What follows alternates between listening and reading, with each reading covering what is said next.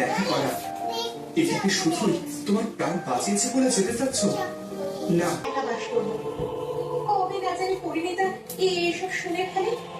আমি তো অন্য কাউকে চাই বাবা। আমি মহলের আনারকলিকে পছন্দ করি। আমি আনারকলিকেই বিয়ে করবো। রাজাদের চরিত্রে একটু একটু দোষ থাকে। রাজকুমার মারা দিতে রাজকুমার মাথায় চুল পচাতে শুরু করলো।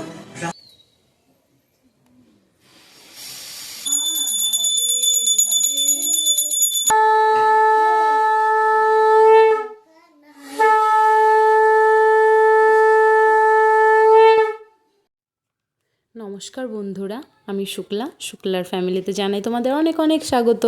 আশা করছি তোমরা সবাই ভালো আছো, সুস্থ আছো, আমরাও ভালো আছি সবাই। এখন বাজে সকাল 10টা, আর এখন থেকে আমি আমার ব্লগটা শুরু করছি। কিন্তু আমার সকালটা শুরু হয়েছে সেই ভোর 5টায়, কারণ সৃজানের এখন গরমের ছুটি পড়েনি। সরকারি স্কুলগুলোতে ছুটি পড়লেও বেসরকারি স্কুলগুলোতে এখনও ছুটি পড়েনি। আর কি বলো তো, মেয়ের হচ্ছে মর্নিং স্কুল, তাও আবার কিনা 6:30 থেকে।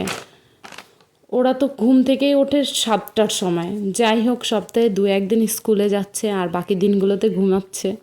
আর জানো তো, আমার ছোটো মেয়েটা না ভীষণ জেদি, যা বলবে তাই করবে। তাই ওকে বেশি জোরাজুরি করি না, এখনও তো ছোট। আমরা এই বয়সে খাতা বই কি তাই হয়তো জানতাম না। আর ওরা তো স্কুলে যাচ্ছে, পড়া করছে। 9:30টার সময় বাড়ি ফিরেছি ওকে নিয়ে। নিজে খেলাম, মেয়েকে খাওয়ালাম, তারপরেই শুরু করলাম ঝাড়পোছ। সকালবেলা উঠে ঝড়ের গতিতে ঘরদোর ঝাড় দিয়ে মুছে রান্নাঘরের কাজ সেরে চলে গেছিলাম স্কুলে। তাই এখন আর মুছতে হবে না, ব্যাস শুধু আলমারি, শোকেস, খাট, টেবিল এগুলো ঝাড়তে হবে। কি বলো তো, 2-1 দিন না মুছলেই না ঝুল পড়ে যায়, ধুলো জমে যায়। এই জন্য চেষ্টা করি মাঝে মধ্যেই মুছে ফেলার। আর এই চেয়ারে যে জামা কাপড়গুলো ভাঁজ করা দেখেছো, ওগুলো কালকেই ধুয়ে রেখেছিলাম। কালকে আর ভাঁজ করতে সময় পাইনি, তাই স্কুল থেকে এসে এখন ওগুলো ভাঁজ করে নিলাম। আর কি বলো তো, মেয়েরা শুধু বলছে মা একটু ভিডিও বানাও, একটা বড় ভিডিও বানাও। তো তাই ভাবলাম যে চলো তাহলে আজকে একটা বড় ভিডিও বানিয়ে ফেলি। আর ওরা 3 বোন মিলে তো টিভি দেখছে। আর সৃজনী তো ক্যামেরার সামনে এসে নানা রকম অঙ্গভঙ্গি করছে, তোমাদের সাথে কথা বলতে চাইছে। কিন্তু ওর কথাগুলো আমি তোমাদেরকে শোনাতে পারলাম না, কারণ টিভি চলছিল পাশে, টিভিতে অনেক সাউন্ড দেওয়া ছিল, এই জন্যে আমি ওর কথাগুলো তোমাদেরকে শোনাতে পারলাম না। কিন্তু ও অনেক হেসে হেসে মজা করছিল। ওই দেখো তোমাদেরকে দেখাচ্ছে। হ্যাঁ, অনেক কথা বলছিল, কিন্তু আমি তোমাদেরকে শোনাতে পারলাম না কথাগুলো। আর এখানে দেখো আমি আলমারিটা মুছে নিচ্ছি। আর পাশে যে ছোট একটা বক্স মতন দেখছো খাটার আলমারির মাঝখানে, ওটা হলো গিয়ে আমার মেয়ের হারমোনিয়াম। আমি আগে গান শিখতাম, ওটা আমার হারমোনিয়াম ছিল। তো এখন সায়নী শিখছে, তাই সায়নী বলছে ওটা ওর হারমোনিয়াম। আমি বলছি ঠিক আছে, ওটা তোমারই হারমোনিয়াম। আর এখানে আমি যখন খাট মুছছি তখন আমার মেয়েটা তোমার স্ট্যান্ডটা ধরে নাড়াচ্ছে। ফোনটা স্ট্যান্ডে রেখেছিলাম, সেটা ধরে নাড়ছে আর তোমাদের সাথে কথা বলছে। তো আমি বারণ করলাম যে বাবা স্ট্যান্ডটা নাড়িও না, তাহলে ফোনটা নড়ে যাচ্ছে, ভিডিওটা কেঁপে যাচ্ছে। জানো তো, সায়নীর পাপা যখন বাড়িতে এসেছিল না, তখন একটা মাছের অ্যাকোরিয়াম কিনেছিল। তো যখন অ্যাকোরিয়ামটা কিনেছিল, আমি ওকে খুব বকাবকি করছিলাম, ঝগড়া করছিলাম যে কেন তুমি অ্যাকোরিয়ামটা নিচ্ছ এখন, তুমি 2 দিন পরে বাইরে চলে যাবে, তখন কে পরিষ্কার করবে, কে যত্ন নেবে এদের। এই ভেবে না আমি খুব বকাবকি করতাম ওকে। ও যাওয়ার পরেও আমি অনেকবার বলেছি, যেহেতু আমার পরিষ্কার করতে হতো, আমার কষ্ট হতো, তখন আমি ওকে খুব বকতাম। কিন্তু মাঝখানে জারটা ভেঙে গেছিলো, নিচের যে কাচটা ওটা ফেটে গেছিলো, জল পড়ে সারা ঘর একদম ভেসে গেছিলো। আর ওই জারটা অনেকটা জল ধরে। এবার তারপরে এই জারটা আমি রেখে দিয়ে আরেকটা গোল জার নিয়ে এসেছিলাম, কিন্তু ওটা মাছ রেখে না তেমন একটা ভালো লাগতো না। আর আমার এই জারটা খুব কষ্ট হতো যে জারটা কবে ঠিক করব। তা অনেক দিন কেটে গেছে, প্রায় 1 মাস মতন হয়ে গেছে। তারপরে আমার একটা বান্ধবীকে নিয়ে আমি এই জারটা ঠিক করতে দিই। তো জারটা ঠিক করে নিয়ে এসে এখন মাছগুলো রেখেছি, মনে হচ্ছে যেন ঘরটা আমার প্রাণ ফিরে পেলো। এই জারটা ছিল না, মাছগুলো কষ্ট পাচ্ছিল। আর এদের না এখন এদের যত্ন করতে করতে, এদের টেক কেয়ার করতে করতে না এদের প্রতি একটা ভালোবাসা চলে আসছে। এই জন্যে এখন আর এদের ভাবতেই পারি না যে এই মাছগুলো ছেড়ে চলে যাবে বা অন্য কাউকে দিয়ে দেবো, এরকম আর ভাবতে পারি না। ওর বাবাও বলেছে যে তুমি মাছগুলো অন্য কাউকে দিয়ে দাও, যখন জারটা ভেঙে গেছিলো, কিন্তু আমি দেইনি। আমি বলছি না, মাছগুলোর প্রতি আমার এখন মায়া চলে এসেছে, আমি মাছগুলো কাউকে দেবো না। যাই হোক, আমি আর ও একা একা নিয়ে গেছি বাজারে। আবার যখন জারটা ঠিক হয়ে গেছে, আমি আর সায়নী নিজে নিয়ে এসছি, আমি নিজে নিয়ে এসছি বাজার থেকে জারটাকে। এখন দেখো কত সুন্দর লাগছে। হ্যাঁ, মাছগুলো রয়েছে জারটার মধ্যে। সকালবেলা ঘুম থেকে উঠে দেখি আমি খাবার দিই, সায়নী খাবার দেয়। তো চলো তোমাদের সঙ্গে গল্প করতে করতে কিন্তু আমি অনেক কাজ করে নিয়েছি। ঘর পরিষ্কার করে আমি ওদের দুই বোনকে চান করিয়ে নিয়ে এসেছি একেবারে। এই দেখো সায়নীও কথা বলছে তোমাদের সঙ্গে, সায়নীও খুব খুশি হয়েছে আমি ভিডিও করা স্টার্ট করেছি। সায়নীকে চান করিয়ে নিয়ে এসেছি, সৃজনীকে চান করিয়ে নিয়ে এসেছি, আর এখন ওদেরকে জামা কাপড় চেঞ্জ করিয়ে দিলাম। তো আর সায়নীর গলায় জানো তো ভীষণ ওর অ্যালার্জির সমস্যা। এই গরমকাল যখনই পড়ে ওর গায়ে যদি একটু ঘাম বসে ওর গলা দিয়ে মানে যেখানে যেখানে শরীরে ওর ভাঁজ যেই মানে যেই জায়গাগুলোতে ভাঁজ থাকে সেই জায়গাগুলোতে ওর এরকম অ্যালার্জি মতন বের হয়। এই জন্য সবসময় আমার ওষুধ দিয়ে রাখতে হয়, তোমার পাউডার দিয়ে রাখতে হয়। এটা শুধু গরমের সময় হয়, অনেক বাচ্চারই এরকম সমস্যা হয় দেখেছি আমি। তো কিছু তো করার নেই, আমি অনেক ট্রিটমেন্ট করেছি কিন্তু কমছে না। ডাক্তার বলেছে আর একটু বড় না হলে এটা সারবে না। তো তার জন্য এখন পাউডার দিয়ে রাখি সব সময়, যাতে ওর একটু অসুবিধা কম হয়। ওর চুলকায়, বুঝলে তো, ওই জায়গাটা ঘামে যখন তখন ওর চুলকায় খুব। এই জন্য সবসময় পাউডার দিয়ে রাখি যাতে একটু চুলকানিটা কম হয়। আর সৃজনী দেখো টিভি দেখতে ব্যস্ত, কান বন্ধ করে রেখেছে। আবার সাউন্ডটা সায়নী এত জোরে দিয়েছে ওর ভালো লাগছে না, ও কানটা বন্ধ করে রেখেছে। আবার কথাও বলছে তার সঙ্গে। আমরাও কিন্তু এরকম করেছি ছোটোবেলায়, যে কান বন্ধ করে নিজের কথাটা নিজে শোনার চেষ্টা করতাম। তো সৃজনীও ওরকম করছে। সত্যি ছোটোবেলায় ভালো ছিলাম, কেন যে বড় হলাম। আর এখন তো মা হয়ে গেছি, যে মা হয় সেই জানে যে একটা মায়ের কত দায়িত্ব থাকে, কত কর্তব্য থাকে। হ্যাঁ, মা না হলে সেটা বোঝা যায় না। এখন আমি নিজে মা হয়েছি, আমি বুঝতে পারছি যে মায়ের কত দায়িত্ব থাকে। আর যে একা হাতে নিজের সন্তানকে মানুষ করে, মানে বাবা যদি পাশে না থাকে, যে মা একা একা নিজের সন্তানদের মানুষ করে সেই জানে যে কতটা কষ্ট হয় সন্তানদের মানুষ করতে। অনেকে আছে স্বামী রয়েছে, একটা বাচ্চা মানে তারা মানুষ করতে হিমশিম খেয়ে যায় একটা বাচ্চাকে দেখতে, আর সেখানে আমার দুটো বাচ্চা দেখতে হচ্ছে। যা কিছু করার নেই, আমার এখন করতেই হবে। কষ্ট হলেও আমার মেনে নিতে হবে এই কষ্টটা। আর এখানে দেখো বর্ণিতাও চলে এসছে ওদের সাথে টিভি দেখার জন্যে। ওরা টিভি দেখছে আর আমি এখানে ঘরে কলা ছিল তাই কলা নিয়ে এসেছি, যে চান্দান করে কিছু দিতে হয় খেতে। তো কী দেবো, ফল দিতে নেই জানি, কিন্তু তারপরেও পড়তে যাবে সৃজনী, ওই জন্য ভাবলাম যে কলা রয়েছে যখন ঘরে একদম খালি মুখে পাঠাবো, একটা কলা খেয়ে যাক। তা দেখো ওদের দুই বোনকে আগে দিয়েছি, এখন ওকে যখনই দিতে গেছি ও হাতগুলো দেখেছো, হাতগুলো গুটিয়ে বলছে, মানে রাগ করেছে, ওদের নাকি বড় কলাটা দিয়েছি আর ওকে নাকি ছোটো কলাটা দিয়েছি, তাই ও কলা খাবে না। যাই হোক ছুলে দিলাম, ও খাচ্ছে। আর এদিকে আমি বইগুলো গুছিয়ে নিলাম, পড়তে যাবে। এই কিছুদিন ধরে না বায়না করছে পড়তে যাব না, স্কুলে যাব না। স্কুলে না যাওয়ার জন্য তো সারাক্ষণ বায়না লেগেই থাকে, কিন্তু পড়া নিয়ে এরকম করতো না। মাঝখানে কান্না করতো, কান্না বন্ধ হয়ে গেছিলো, ভালোই যেত পড়তে। কিন্তু মামা বাড়িতে গিয়ে কিছুদিন ছিল আর এখন যেতেই চাইছে না। বাচ্চাদের এই একটাই সমস্যা। হ্যাঁ, দুদিন পড়তে যদি না যায়, স্কুলে যদি না যায়, তারপরে আর স্কুলে পড়তে যেতে ইচ্ছে হয় না। তো সৃজনীরও এই সমস্যাটাই হচ্ছে। তাও আমি জোর করে এখন পাঠিয়ে দেবো, কিছু করার নেই। কালকে পড়তে যায়নি, আর আজকেও যদি বন্ধ করি, কালকে আমি জোর করেই দিয়ে আসতাম, কিন্তু ওর বাবা ছিল ফোনে, ওর সাথে কথা বলছিল, আর তখন ও আমায় খুব রিকোয়েস্ট করছিল। আর কেমন করে জানো, হাত জোর করে বলে, মা আমাকে আজকে পড়তে পাঠিও না মা প্লিজ। শাইনি বোনের হাতটা ধরে নিয়ে যাও।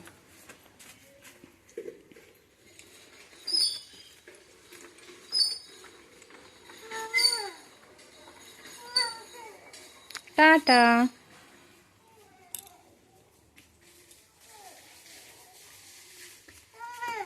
আমি যাচ্ছি, যাও। দেখেছো, যেই টাটা বলেছি অমনি ও ফিরে আসছে, আর যাবে না পড়তে। যে এক বেশি দূরে না, ওই সামনে দেখেছো একজন আসছে লাল একটা ওড়না নিয়ে, উনি যেখানটায় আছে ওই জায়গাটায় বাড়ি, ওখানে একটা বাড়ি আছে, ওই বাড়িটায় পড়তে যায়। ওই জন্য ওরা দুই বোনই গেল পড়তে দিতে ওকে, আমি আর গেলাম না এখন সাথে। আর ওদেরকে পড়তে পাঠিয়ে আমি চান করে নিয়েছি। চান করে আবার কিছু জামা কাপড় ছিল, আজকে বেশি নেই, দেখলে তো কালকে কেচে রেখেছিলাম, আজকে ছিল শুধু চান করেছি আমি, আর ওরা চান করেছে। এই জামা কাপড়গুলো ছিল, আর ছিল একটা সৃজনীকে স্কুলে নিয়ে গেছিলাম যে জামা কাপড় পরে সেটা, আর সৃজনীর স্কুল ড্রেস, এগুলোই ধুয়েছি। আর এখনও তো গোপাল রয়েছে আমার ঘরে, আমি এখনও গোপালের সেবা করব। তারপরে আজকে আবার বৃহস্পতিবারে পুজো করতে হবে। আর কি বলো তো, কালকে তো বুধবার ছিল, বুধবারেও আমাদের বাড়িতে ঘট পাল্টাতে হয়, ওই জন্য বুধবারে আমি ঘরটা পাল্টে রেখেছিলাম, আর যা পিতলের বাসন ছিল সেগুলো প্রীতম্বরী দিয়ে মেজে রেখেছিলাম। এই জন্য আজকে আর ঠাকুরের বাসনগুলো মাজার কোনো চাপ নেই। আজকে শুধু কোনো মতে ঘরদোর মুছে আর রেগুলার ইউজ করা যে বাসনগুলো ঠাকুরের সেগুলো ধুলেই হয়ে যাবে। আর এখানে দেখো আমি আমার গোপুসোনাকে চান করিয়ে নিচ্ছি, তো তোমরা দেখতে থাকো।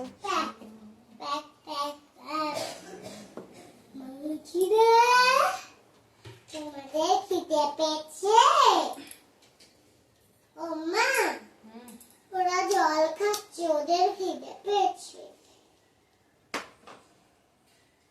তুমি ওদের খাবার দাওনি? হ্যাঁ দিয়েছি বাবু। তবে এটা ডাস্টবিনে ফেলো তো শোনো। তাও খিদে যাচ্ছে না। ওটা ডাস্টবিনে ফেলে দাও প্যাকেটটা। প্যাকেটটা ঠিক আছে না?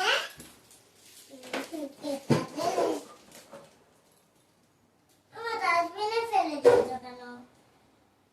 না, চশমাটা ডাস্টবিনে ভেঙে গেছে তো কি করবো ওটাকে?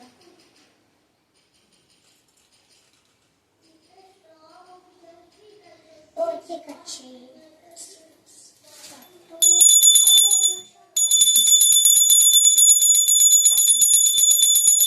হরে কৃষ্ণা কৃষ্ণা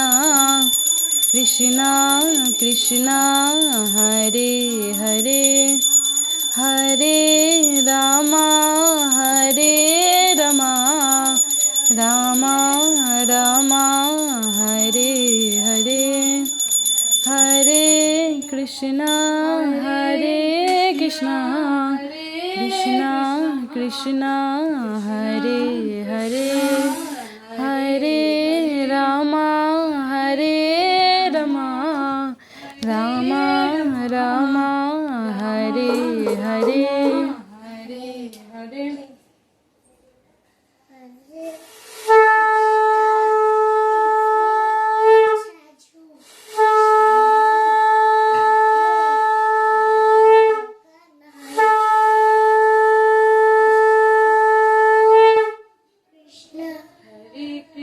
হরে কৃষ্ণ কৃষ্ণ কৃষ্ণ হরে হরে, হরে রাম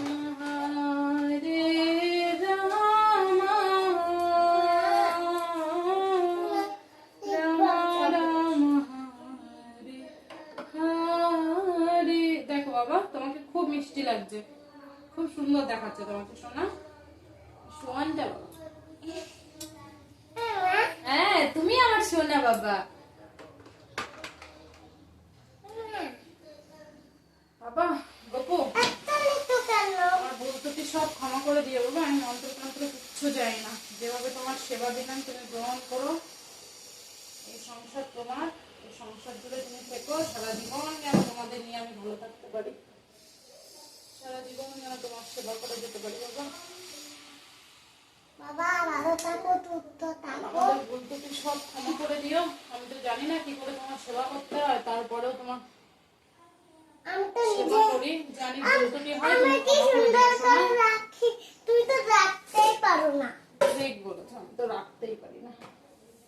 আমি কি সুন্দর করে রাখি, ভাই বলে ছোট দিদির গোছানোটা কি সুন্দর, মিষ্টি দিদির গোছানোটা, ছোট দিদির গোছানোটা খুব মিষ্টি।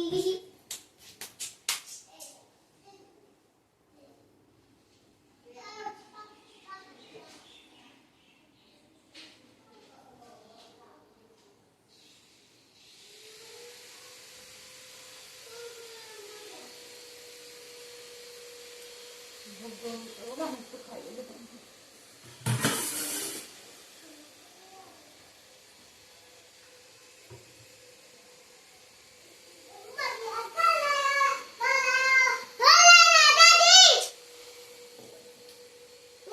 হরে কৃষ্ণ কৃষ্ণ কৃষ্ণ হরে হরে। না বাবা দুষ্ট করো না, খেয়ে নাও গপু, চাটি খেয়ে নাও ভাই। খেয়ে নাও। মা যা দিয়েছে সেটুকুই তুমি খেয়ে নাও বাবা, যা দিয়েছে যেটুকু দিয়েছে একটু সেটুকু তুমি ভাত। গ্রহণ করো। ভাই ভালো খায়, আমার ভাই ব্রাশ বাজে না কেন? তুমি খাও বাবা, খেয়ে নাও, তারপর আমি আমার তোমাকে ভাই বলছি। কি দুষ্টু, ব্রাশ বাজে না। ভাই একটা দুষ্টু ছেলে। হ্যালো বন্ধুরা, গুড ইভিনিং। আজকে দুপুরে আর তোমাদের সাথে কথা বলা হয়নি, সেই যা কথা বলেছিলাম তারপরে আর কথা হয়নি। দুপুরবেলা খেয়ে দে, দুপুরবেলা খাওয়া দাওয়া করে ওদেরকে নিয়ে একটু শুয়েছিলাম, ঘুমাইনি অবশ্য, একটু ভিডিওটা এডিট করছিলাম। আমি তো ভালো এডিট করতে পারি না, শিখছিলাম ইউটিউবে অন্যদের ভিডিও দেখে। চেষ্টা করছিলাম যদি একটু পারি অন্যদের মতন ভালো করে এডিট করতে, তাহলে তোমাদের দেখতে ভালো লাগবে। তো সৃজানি একটু তোমাদের সাথে কথা বলবে, ও তো সারাদিন চাইছিল তোমাদের সাথে কথা বলতে। এখনো সন্ধ্যা ঘুরেনি, তাও আমি মেয়েদের নিয়ে বসেছি। আর দেখো ফ্যানটা অফ করে রেখেছি, না হলে আওয়াজটা খুব বাজে শোনায়, ফ্যানের আওয়াজটা। তার জন্য ফ্যানটা অফ করে রেখেছি। ভিডিওটা বেশি বড় করবো না, মেয়েদের কষ্ট হচ্ছে গরমে খুব। দেখো না, ও দেখো মুখটা কেমন করে বসে আছে। আমি ভিডিওটা আর বেশি বড় করবো না, এখন সন্ধ্যা দেবো গপুকে। আর সৃজানি সায়নী তোমাদের কিছু বলবে, শোনো। আমি বলবো মা। বল। বন্ধুরা, তোমাদের জন্য পাখাটা বন্ধ করে অনেক কষ্ট করে ভিডিও করি, তোমরা একটু প্লিজ ভিডিওগুলো দেখো। এগুলা আমাদের তো বড্ড কষ্ট হয় ভিডিও করতে। ঠিক আছে, তোমাদের দেখবে জন্য বন্ধুরা। তুমি কিছু পাখা বলো। বন্ধ করে ভিডিও করি। আমি না বন্ধ করে মাছদের ভিডিও করি, চা পরিষ্কার করে মা, আর গল্পতে মা, হাত দেয় মা, রান্না করে মা। ঠিক আছে, মা সবকিছু করে। তো বন্ধুরা, আজকের ভিডিওটা আর বড় করব না, এখানেই শেষ করব। ভিডিওটা যদি তোমাদের ভালো লাগে একটা লাইক করবে, আর যদি আমার চ্যানেল নতুন এসে থাকো প্লিজ আমার চ্যানেলটা সাবস্ক্রাইব করো। আর যারা আগে থেকে সাবস্ক্রাইব করে রেখেছো, আমার ভিডিও দেখছো, তাদের তো অসংখ্য ধন্যবাদ। তোমরা এত ভালোবাসা দিচ্ছ আমায়। তো চলো, আজকের মতন ভিডিওটা এখানেই শেষ করছি। দেখা হচ্ছে নতুন একটা ভিডিওতে। ততক্ষণ তোমরা সবাই ভালো থেকো, সুস্থ থেকো। আজকের মতন টাটা। টাটা বন্ধু।